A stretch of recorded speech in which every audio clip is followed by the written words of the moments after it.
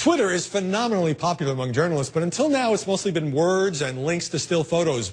But a new app called Vine adds video to the mix. That is, as long as you limit your output to 6 seconds. So how are news outlets handling this new toy? Well, here are various stars stopping by CNN.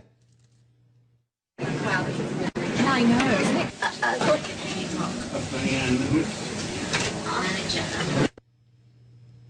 Here's the New York Times covering Fashion Week.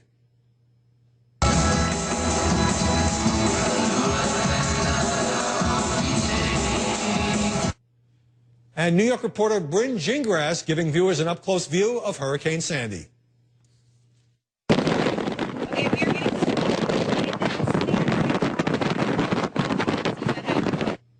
Looks windy. I spoke to two journalists earlier to examine the potential of Vine. Joining us now from New York is Bryn Gingras, reporter for WNBC TV, and Katie Linendoll, who covers technology for ESPN. So, Bryn, obvious question about Vine. No matter how quickly you talk, what can you actually say in 6 seconds? Well, you can say a lot. I mean, obviously, our viewers at NBC in New York really want news right now. They want it instantaneously, and that's the service we're trying to provide for them. So when I go out on a story, I want to get that information out there as fast as possible. So I can tweet it, of course, in 140 characters. You add a picture to that. A picture speaks 1,000 words, but imagine the volumes it speaks with 6 seconds of video. And I have actually a good example for you, Howie. I was really privileged last year to actually be recognized by Twitter as having a top tweet of 2012. And I took a snapshot of that roller coaster in Seaside Heights. I'm sure you're very aware of that image. But imagine if I was using Vine last year and I was able to capture the roller coaster with the waves crashing against it and the dock I was standing on that was just destroyed and the other rides that were really damaged by that storm. So really, it's a great service to our viewers. Isn't this 6-second app really pushing the media further down the road towards superficiality? I don't think so. You know, I think seeing a number of different brands use it in very unique and creative ways. We're all about self-promotion. This is just another tool to add to your bag. And when we talk about brands from Urban Outfitters to Play-Doh to events like New York Auto Show and now even Hollywood on board.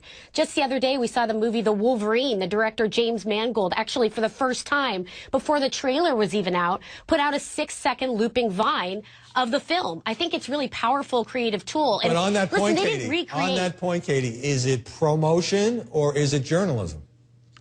I think it can be both, and I think it's how a matter of you use it. You know, I, as a journalist, I like to use it behind the scenes. I think people are fascinated when you give them a glimpse into your world. And, for example, when I was out at South by Southwest or the New York International Toy Fair, take a 6-second clip. That's all the time people have attention for anyways. Put it out there and show somebody a different perspective as opposed to this very polished TV segment.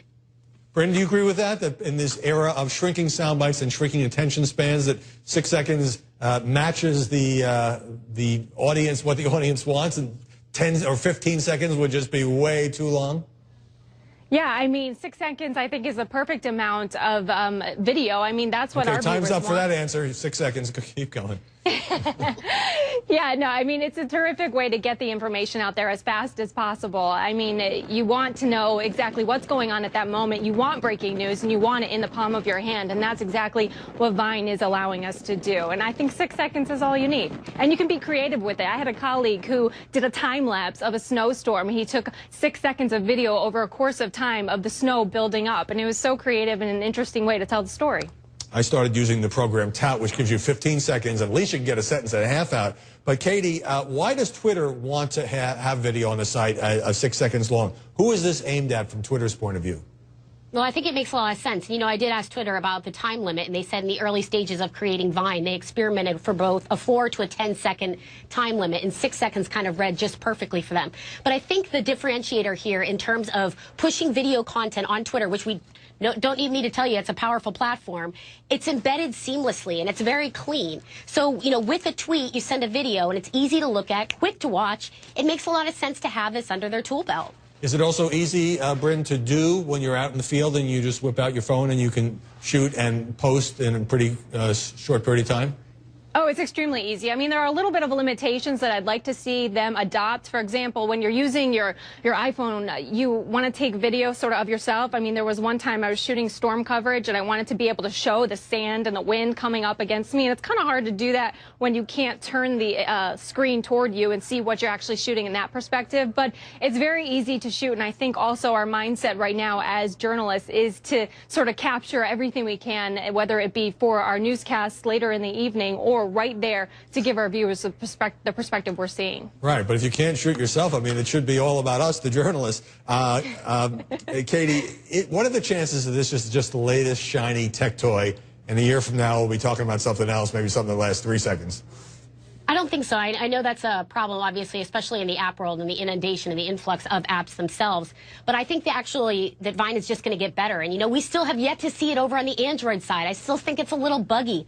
I still think there's a lot of capability that can be added and make it a more powerful tool. And I mean, just the first week alone, when it was released, skyrocketed. I don't think it's going away anytime soon. And even just for my friends that aren't journalists, they love it. So I think that's too speaks volumes. I think it's just going to get better. That's the important thing. It passed the friends test. All right, Katie Linendoll and Bryn Gingras, thanks very much for joining us. Thank you. Thank you.